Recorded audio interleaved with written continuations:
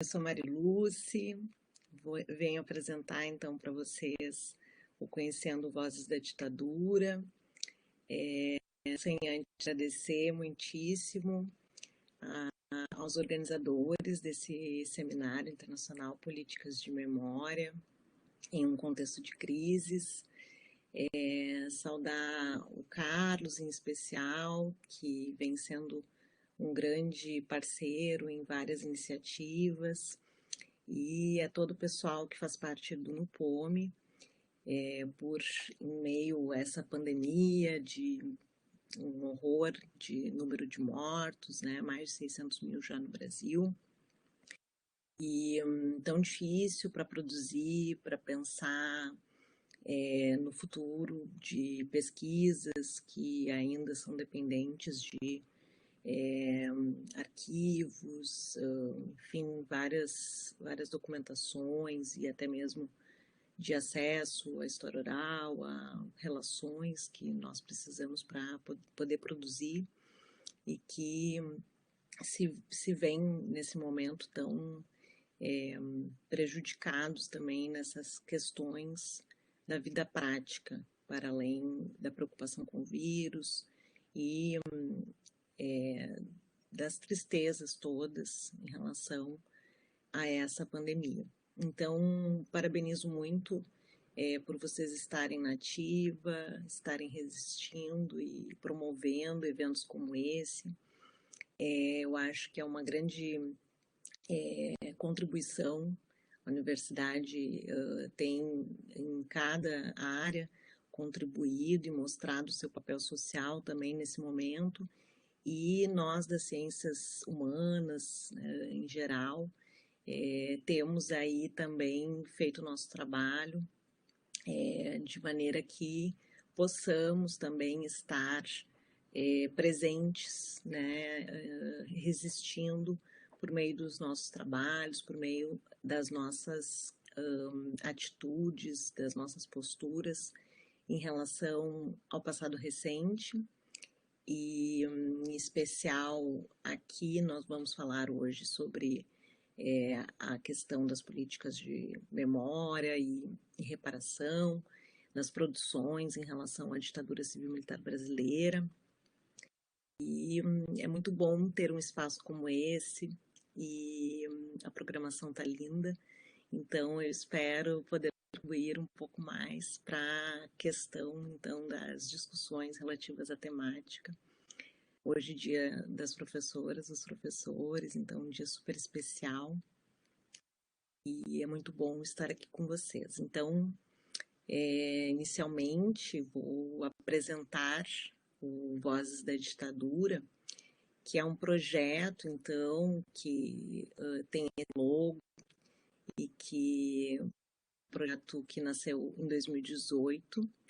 já que eu sou professora colaboradora do programa de pós-graduação da URGS, programa de pós-graduação em História da URGS, e, na verdade, muito por razão de estar vinculada, então, ao Programa Nacional de Pós-Doutorado da CAPES. Então, esse projeto foi aprovado para que eu pudesse, então, realizar esse estágio de pós-doutoramento. E sou também vinculada ao LUPA, ao Laboratório de Estudos sobre os Usos Políticos do Passado, vinculado ao URGS também. Então, esse projeto nasceu em 2018 e parte dos resultados dele foram, então, publicados, compartilhados por meio de uma plataforma digital, que é o site Vozes da Ditadura, Banco de Testemunhos da História Recente. Então, esse site, que para quem ainda não visitou, não conhece, ele é, então, um site que pode ser acessado pelo www.urgs.br/Vozes da Ditadura, e ele possui uma série de conteúdos que foram, então, sendo registrados a partir dessa pesquisa, e ele foi lançado em 29 de outubro de 2020. Então, esse mês de outubro é bem especial também, porque ele completa um ano no ar. E eu vou apresentar para vocês um pouco dos conteúdos que estão nesse site e também de possibilidades de pesquisa a partir desses conteúdos, trazer alguns dados sobre o acesso a esse site e também pensar um pouco nas variações, né, do que nós podemos encontrar no site e a partir dessa pesquisa, então, financiada pela CAPES. Então, eu inicio, né, falando sobre a minha preocupação em mapear, digamos assim, os registros de conteúdo testemunhal sobre a ditadura civil brasileira. Então, eu inicio em um outro contexto com essa preocupação, contexto ainda da minha tese de doutorado, realizada de 2014 a 2018 na URGS, em que a categoria principal foi a de testemunho, a questão das elaborações de memórias relativas aos anos da ditadura. E, especialmente na tese, eu trabalhei com a perspectiva filial, a geração, então, de filhas e filhos de pessoas que estiveram engajadas na resistência, na oposição à ditadura e que elaboraram essas lembranças ou buscaram organizar as lembranças e as vivências de seus pais e que compartilharam essas lembranças e esses registros em formato fílmico. Então, a partir disso, eu passei a perseguir as produções que foram realizadas desde o ano do golpe, de 1964, até o ano, então, que estava elaborando a pesquisa. Então, foram as elaborações até mais ou menos 2017. O site, ele é mais amplo, então, a partir disso, eu desdobrei a pesquisa para o doutoramento, pensando em mapear produções autorreferenciais, então livros de memórias, autobiografias, cartas da prisão que foram publicadas em livros, produções como romances, autoficções, poesias, peças de teatro que foram embasadas em experiências das pessoas que foram presas, que foram perseguidas, que foram torturadas. Enfim, comecei a fazer um mapeamento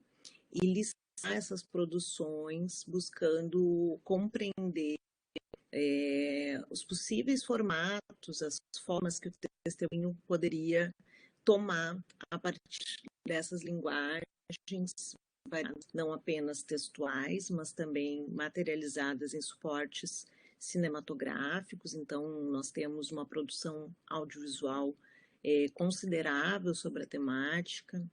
uma produção audiovisual que iniciou ainda nos anos da ditadura, iniciou inclusive no exterior. Então, os primeiros documentários que trouxeram relatos de pessoas que encontravam-se no exílio, que já tinham passado pela detenção aqui no Brasil e que foram trocadas em negociações relativas aos sequestros de embaixadores, ou mesmo que conseguiram se autoexilar por meio de um processo, às vezes, de clandestinidade e de saída do Brasil antes da sua prisão, uma vez que já estivesse prevista a sua prisão, ou mesmo a questão dos inquéritos policiais militares que levavam, então, muitas pessoas a responderem esses processos ainda detidas. Então, é uma série de relatos que foram, que circularam, né? Então, nós temos filmes gravados tanto por franceses que se interessavam por essa questão e que estavam viajando pela América Latina. Temos produções de brasileiros com chilenos quando estiveram no exílio no Chile, antes do Chile sofrer o golpe de Estado. Tivemos, então, produções bastante interessantes de curtas-metragens e de longas-metragens. E além dessas produções, em uma perspectiva de denúncia dos crimes cometidos pela ditadura, de denúncia das graves violações de direitos humanos que estavam ocorrendo no Brasil, nós tivemos também, em paralelo, uma produção de defesa do golpe, da ditadura, por meio de livros que foram publicados ainda ao longo do regime, e livros que também seguem sendo publicados, e também de uma perspectiva não só de militares, mas de civis que foram colaboradores do regime e que sustentam a perspectiva de que a ditadura ela foi, na verdade, uma revolução e que essa revolução ela trouxe benefícios para a sociedade e que as razões dessa revolução elas foram para evitar um mal maior. Toda essa narrativa também está publicada nesses livros de memórias e também em alguns documentários. Então, toda essa produção que eu consegui mapear até então, ela está listada nesse site. E aqui nós temos, então, cerca de 261 livros que estão distribuídos por essas perspectivas e por também autoria, né? Se é a pessoa, por exemplo, que passou, vivenciou a situação que escreveu, se é uma pessoa, uma terceira pessoa que acaba fazendo uma biografia dessa pessoa, ou se é um familiar que vivenciou a situação, um familiar de morto desaparecido, um familiar de sobrevivente, enfim, são várias as listas que definem esses critérios de por que elas estão distribuídas assim, as obras estão distribuídas assim. Esses 261 livros, então, aqui, por meio desse gráfico, a gente pode verificar um pouco o fluxo de publicações desses livros, de lançamentos desses livros. Então, nós vemos aqui que o maior número foi publicado na década dos anos 2000, e isso tem muito a ver com as políticas de memória e reparação, quer dizer, desde 95 nós temos a Lei de Desaparecidos, depois, nos 2000, nós teremos também a Comissão de Anistia, teremos também a questão da transferência dos arquivos, dos órgãos de repressão enviados para o Arquivo Nacional. Nós temos a efeméride de 2004, dos 40 anos do golpe. Então, tem aí algumas marcas da conjuntura, e é bem interessante perceber como que esses livros também dialogam entre eles, né? Uma vez que, às vezes, um livro é elaborado muito em razão de uma necessidade de elaborar uma resposta para um outro livro ou para uma situação que está sendo discutida nacionalmente. Então, tem todas essas questões que acabam influenciando nessas produções. os filmes que aqui também aparecem,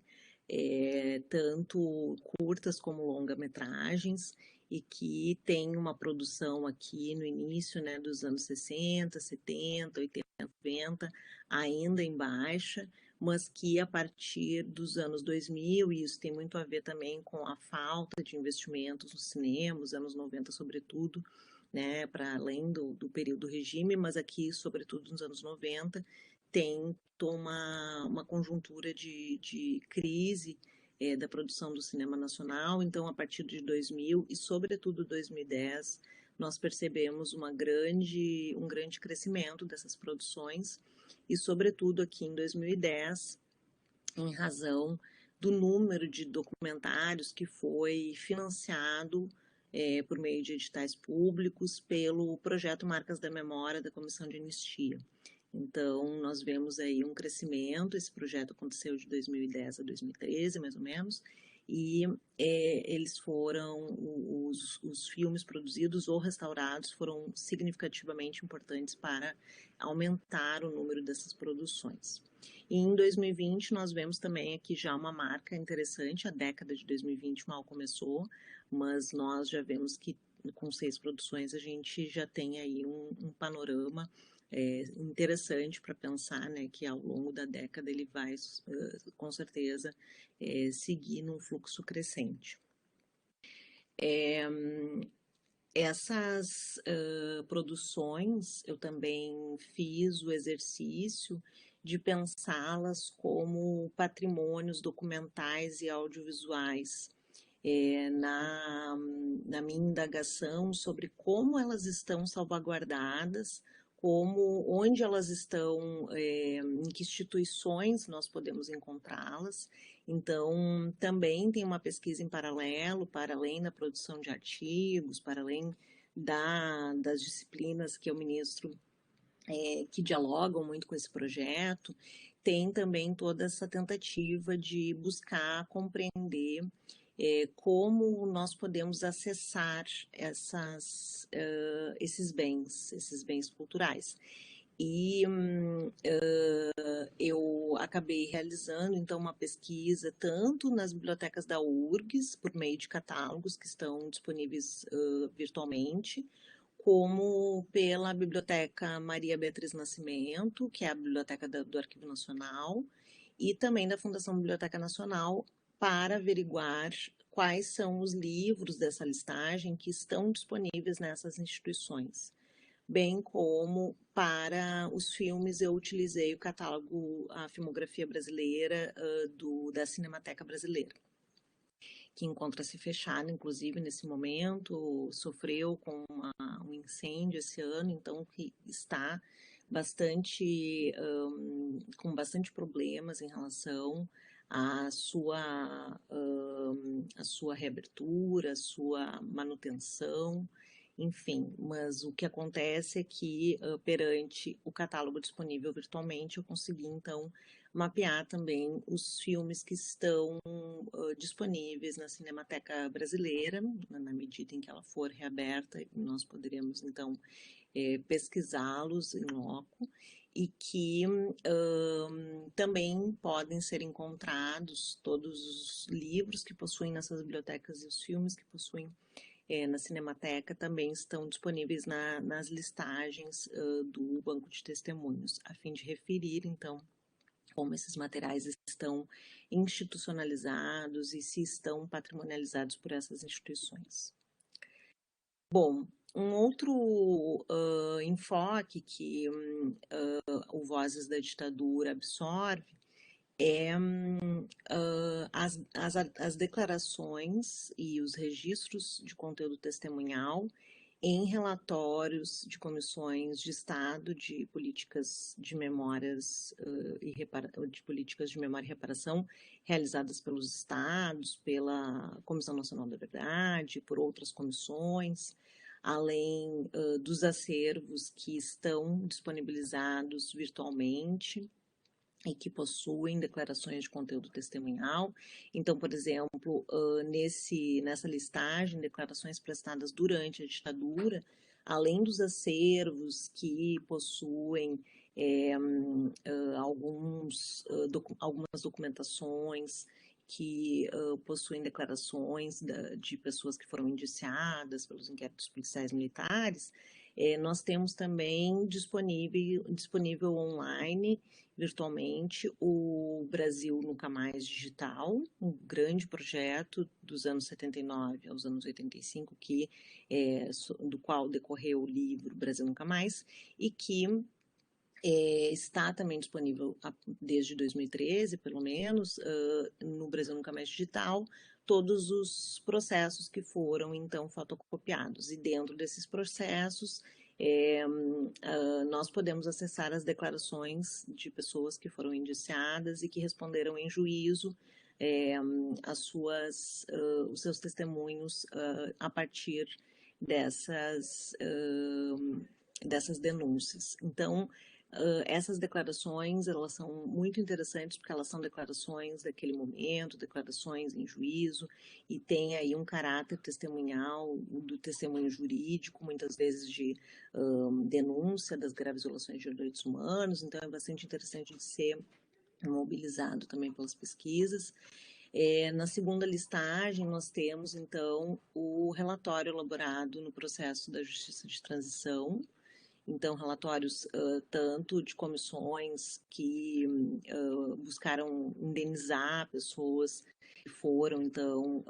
submetidas a torturas, como a própria Comissão de Anistia do Ministério da Justiça, que recebeu cerca de 70 mil requerimentos para a apreciação, para a apreciação e deferimento ou indeferimento para o reconhecimento da condição de anistiado político, e também as declarações da Comissão Nacional da Verdade, das comissões estaduais, das comissões de setores profissionais, universidades, enfim. Está distribuído por região e, em alguns casos, então, já indicando o site em que essas declarações estão disponíveis e que podem ser acessadas virtualmente também. Por fim, aqui, declarações por convocação durante a CNV, então são as convocações de pessoas possivelmente envolvidas ou que pudessem dar as suas declarações como agentes de Estado e pessoas que tivessem qualquer envolvimento com o Estado ditatorial e que foram convocadas a prestar declarações à CNV. Então, aqui encontra-se a lista desses militares e pessoas que foram convocadas pela CNV e que estão transcritas, estão disponíveis também virtualmente a partir do site da própria Comissão Nacional da Verdade. Além dos arquivos e relatórios, então tem uma listagem que complementa, digamos assim, que dialoga com essas fontes, que são os trabalhos acadêmicos, que até então possui uma lista de mais de 80 trabalhos de diversas disciplinas, trabalhos que buscam, sobretudo, analisar as declarações, os registros testemunhais na literatura e no cinema, no intuito de mobilizar também essa leitura de uma maneira crítica, buscando também desconstruir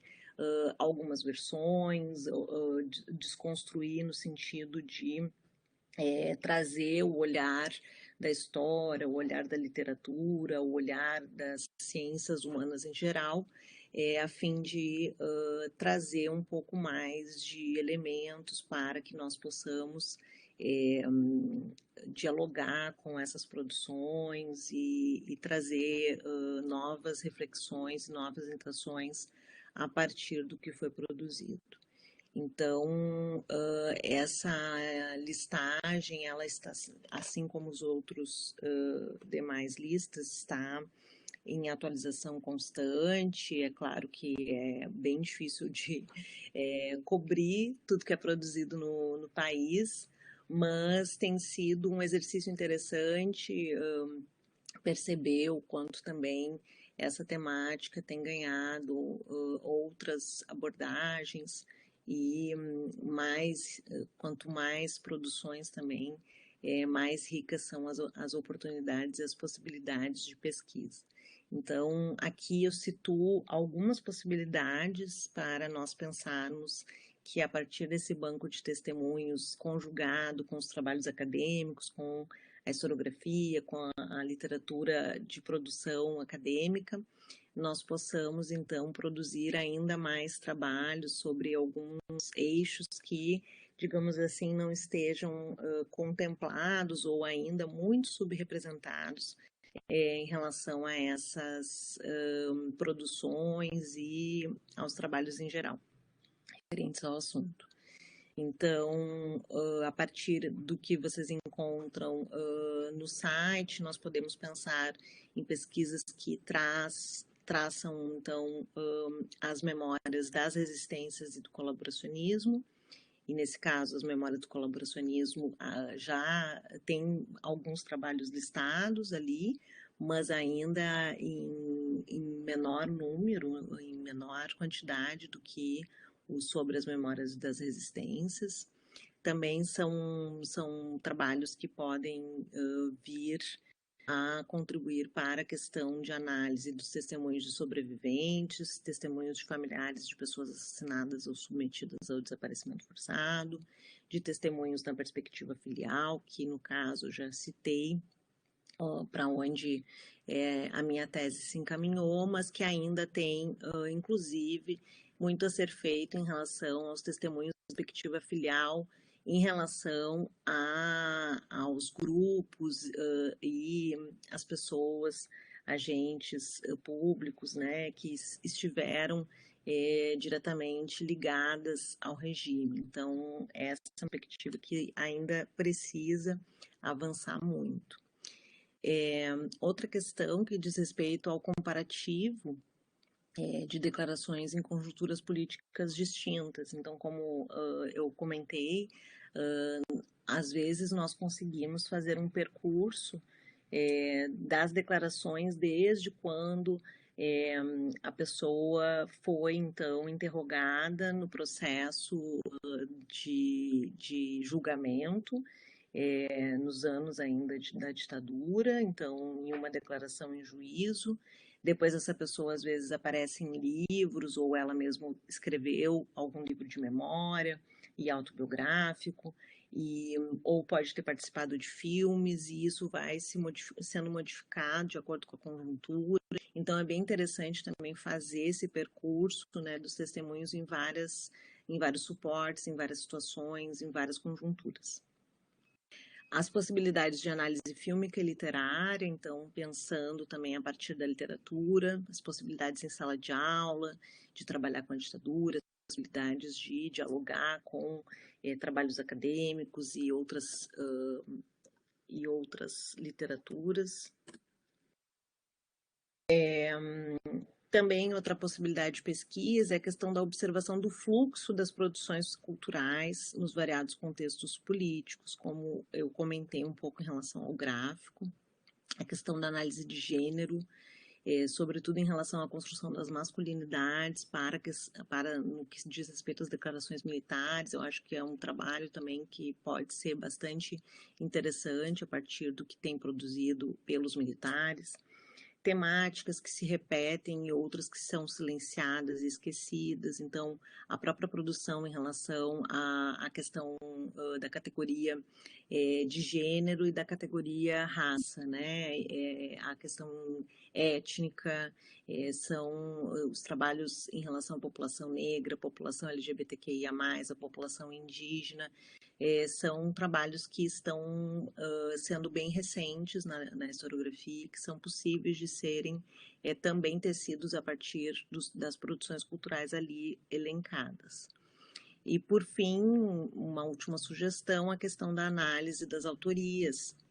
dessas produções culturais, ao mesmo passo que pela literatura nós temos livros em primeira pessoa ou livros a partir de a partir de projetos de geral, a partir de uma publicação jornalística que vai fazer entrevistas, vai fazer o uso do testemunho ou de entrevistados que foram pessoas ligadas a pessoas mortas, desaparecidas e que tem a ver com esse percurso também de busca pela justiça, tudo isso. Em relação aos filmes, nós vemos um número mais reduzido de pessoas envolvidas diretamente com essas memórias e temos um número mais amplo, digamos assim, de pessoas que não viveram diretamente as experiências relacionadas à ditadura, mas que produzem sobre isso. Então, poder mapear as diretoras, os diretores e as pessoas que também se mobilizam para fazer livros a partir, né, desses registros testemunhais é muito interessante para pensar também como essa elaboração como a elaboração coletiva dessa memória social ela vem sendo realizada. E aqui eu trago alguns exemplos de produções para vocês poderem também um pouco visualizar. Uma questão interessante que são as relações entre os trabalhos e os filmes e os livros. Então, um trabalho acadêmico que virou um filme é o trabalho da professora da UFPEL, professora Alessandra Gasparotto, que é uma dissertação de mestrado defendida na URGS e que se destacou, então, no prêmio Memórias Reveladas, um prêmio bastante importante do Arquivo Nacional para justamente incentivar a produção a partir dos acervos do Arquivo Nacional e outros arquivos em relação à ditadura, e essa dissertação com a premiação do Memórias Reveladas foi então publicada em livro em 2012, chama O Terror Renegado, a retratação pública de integrantes de organizações de resistência à ditadura civil-militar no Brasil, 1970 a 1975, em que a pesquisadora utilizou variadas fontes, dentre elas entrevistas e livros de pessoas que foram vinculadas a organizações de esquerda, de resistência à ditadura, e que escreveram e produziram as suas memórias e publicaram isso. E essa produção foi analisada pela Alessandra Gasparotto junto a outros documentos, e agora, recentemente, nesse ano de 2021, um livro, um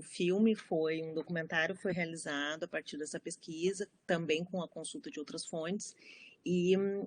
foi, então, inclusive, se destacou no festival É Tudo Verdade, um festival muito importante para o documentário brasileiro e para o cenário dos documentários internacionalmente. E Os Arrependidos, então, de Armando Antenor e Ricardo Calil, trazem alguns desses jovens na época, hoje já mais experientes,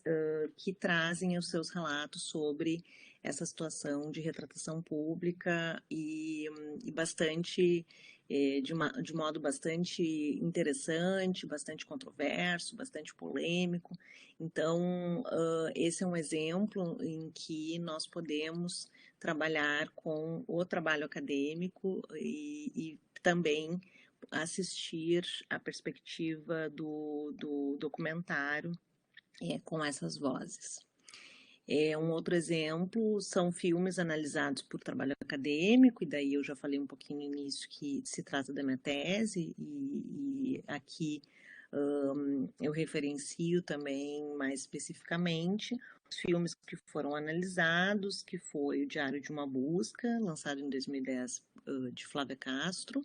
e Os Dias com Ele, de Maria Clara Escobar, em 2013, que também foi lançado, e ambos foram analisados pela tese, com também entrevistas com as diretoras, com documentação de arquivo, com uma série de documentos em relação à fortuna crítica dos filmes, e e também numa estrutura de busca de compreensão desses testemunhos e desses vestígios deixados pelos pais delas, que foram então engajados, que estiveram engajados na resistência à ditadura, e também são as suas colocações, as suas elaborações em relação a esse passado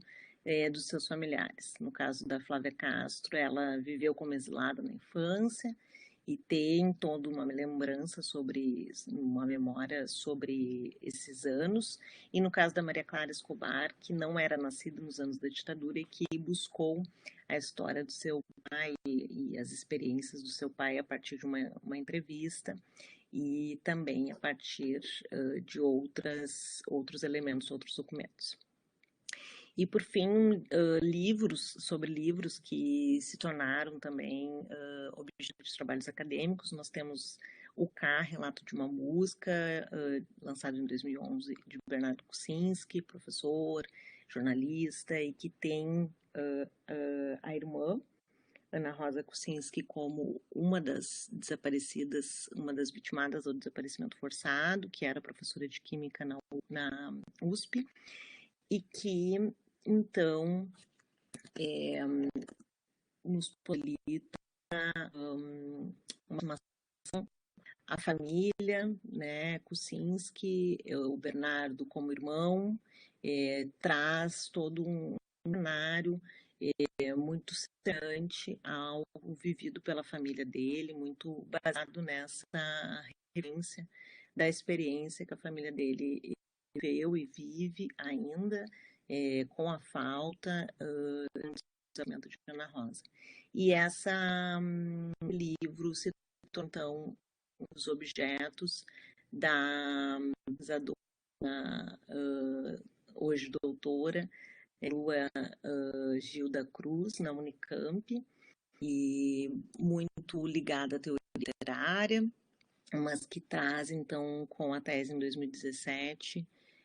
Sobreviver, Luto, Culpa e Narração na Literatura Pós-Ditatorial, dissertação que, entre outras questões, analisa também o testemunho de Bernardo Kucinski nessa escrita literária. Bom, e por fim, então, falar um pouquinho sobre essa iniciativa de tornar essa pesquisa uma pesquisa compartilhada virtualmente, uma pesquisa que tem um pouco um caráter de envolvimento, engajamento com o público. Então, também o Vozes da Ditadura tem um perfil no Instagram, e nesses 12 meses, quase fechando 12 meses, é possível perceber um panorama de como foi recebido pelo público, tanto o site como o perfil, não em uma análise muito fina, mas trazendo aqui alguns dados que, pelo menos, corroboram o interesse e a demanda em se atualizar sobre essa temática, essa matéria. Então, a gente tem, em relação às visualizações do site, nos últimos meses, mais de 5.000 visualizações. Pessoas de 31 países entraram no site. Claro que o Brasil é em maior número, mas ainda assim são países que me deixam bastante surpreendida. Pessoas de 441 cidades espalhadas pelo mundo. Então, a caracterização do público em relação à faixa etária, cerca de 25%, que é em maior número, então, de 25 a 34 anos, e 57% de homens e 43% de mulheres. No Instagram, nós temos, então, 1.493 seguidores, e no Instagram tem toda uma dinâmica de trabalhar também muito em diálogo com outros grupos, trazendo atualização de eventos, divulgando publicações, além também de algumas postagens em relação ao próprio conteúdo do Vozes, do site, o Banco de Testemunhos da História Recente. Então, esse convite, né, de trazer a pesquisa realizada na universidade, na academia, na universidade pública, para dialogar com o público, ele também ganhou bastante no sentido de que algumas pessoas entram em contato, perguntam se determinado documento, determinada matéria, determinado trabalho acadêmico se enquadraria nos critérios para ser publicado pelo Vozes, enfim, colocado como um dos seus interesses, né? E também possibilita uma certa observação, um chamado, né, desse projeto para uma certa observação coletiva em relação à salvaguarda dessa documentação, desses variados livros, desses variados filmes, que infelizmente nós ainda não temos um memorial, uma política de memória que dê conta de absorver todo esse acervo e patrimonializá-lo como seria o mais adequado, né? Então, é uma tentativa de nós também estarmos atentas para essa questão tão delicada, de uma questão tão sensível, tão em aberto, tão inconclusa e que cuja memória e as memórias precisam ser preservadas para que também nós possamos avançar em termos de pesquisa, em termos de políticas de memória e reparação, em termos de políticas de direitos humanos. Então, fica o convite para quem ainda não visitou o site, aqui algumas referências bibliográficas que me orientam, e fica o meu agradecimento pela atenção de todas e todos. Muito obrigada, se cuidem, vacina para todo mundo e fiquem bem aí. Obrigada, até mais, tchau, tchau.